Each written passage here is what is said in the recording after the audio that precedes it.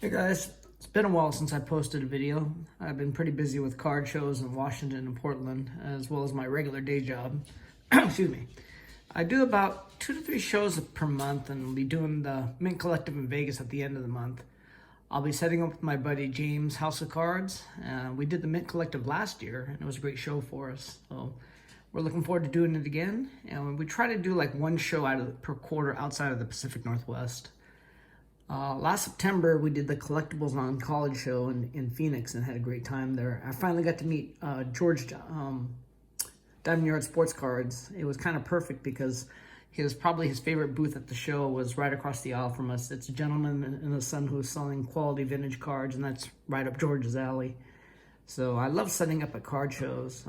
I've met a lot of great fellow hobbyists, and my collecting habits have kind of evolved as I continue to learn.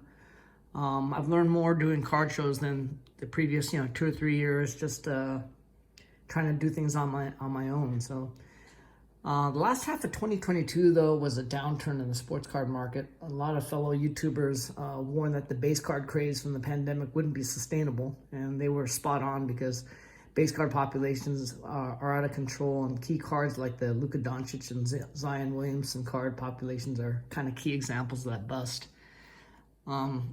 It's more important than ever to kind of collect what you love. If you get what you love, then the day-to-day price fluctuations, more importantly, the price drops, really won't bother you that much.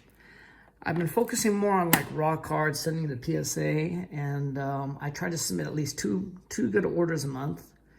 The backlog from 2020, 2021 has been eliminated, and orders have been, order turnaround times have been averaging about a month to 6 weeks. So to have a constant supply of new inventory coming from PSA has been kind of a key way to stock my inventory back. A couple of subsets that I put together is like this, the 2018 Topps Finest Star Wars collection, the blue refractors. This is a 100 card set, and they have a lot of cards from like the animated series, The Empire Strikes Back, Return of the Jedi, and some of the newer ones like Phantom Menace, Attack of the Clones, but I just focus on putting together the key figures of the actual original Star Wars. I remember the original Star Wars came out in 1977, and I was like 5 years old, and my sister and I actually took the bus to go to the Crest Theater in Long Beach, old school Long Beach. So that's kind of dating myself, but cards like this, it's the Darth Vader. 1 out of 50, 150. This is the Luke Skywalker, again, PSA 9. The Princess Leia. The Obi-Wan Kenobi. The Han Solo. Look how young Harrison Ford was.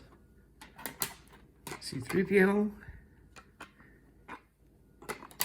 R2-D2. And Chewbacca. Again, all PSA 9s.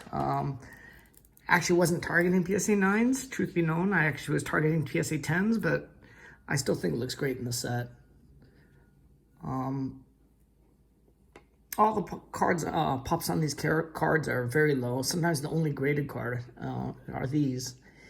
And I also collect sumo cards, which I might have shown one of my Yokozuna cards before. Yokozunas are like the grand champions. So I started collecting from the years 1997, because that's the first year that BBM actually came out with sumo cards. So this is a guy named Tako Nohana, PSA 8. Really crappy cardboard, kind of like Upper Deck, where they flake and they chip. So to get one like in high grades, very difficult. This is actually a Akebono Taro. Obviously, he's not really Japanese. He's Polynesian, but still, he made it to Yokozuna. I think he was the first Yokozuna to actually reach the Yokozuna level, and he wasn't a national Japanese guy. This is Musashi Maru, also Yokozuna. This is Wakano Hana. This guy was a real badass. He's a favorite of mine, certainly a favorite to a lot of other people. He's a Mongolian guy named Asashoyu, and he had gotten in a lot of trouble because of discipline, because he was known to slap his opponents when they're down, to kick them while they're down, and kind of had a little bit of extra edge to him where even after the match ended, he would kind of throw in his little digs. And this is, let's see, Kisono Santo. This guy was a Yokozuna for over a decade. He was at the top of his game, a guy named Hakuho.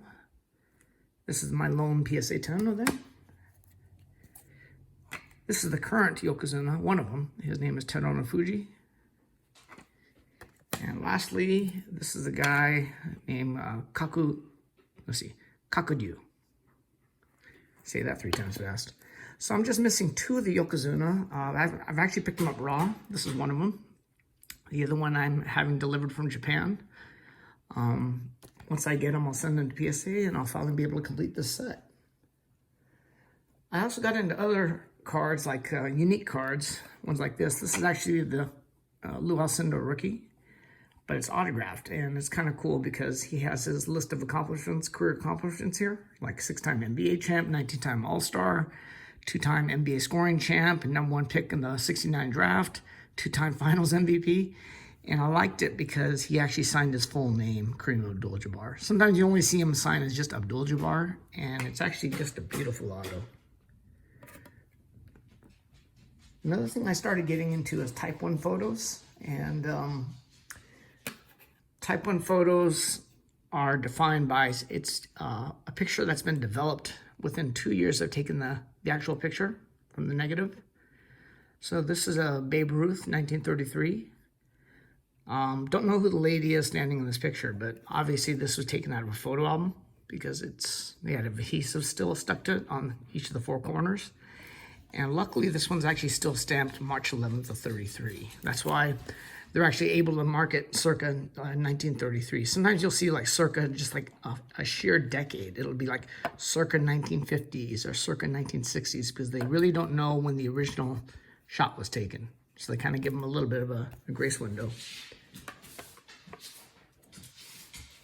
And my last one is another Type 1 photograph. Absolutely huge. This is the 1951 Pee Wee Reese.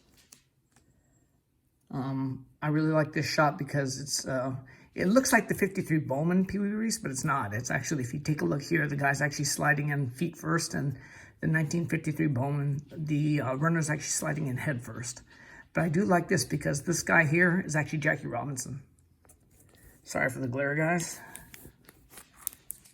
Cards that are actually used as part of the actual card photos are actually considered to be more valuable. Or more sought after, I should say. Not necessarily more valuable, but Diamondyard Sportscards actually has a couple of them. He has the most notable that sticks to my memory. He actually has the actual photo that Joe Namath's Tall Boy rookie card is actually developed from.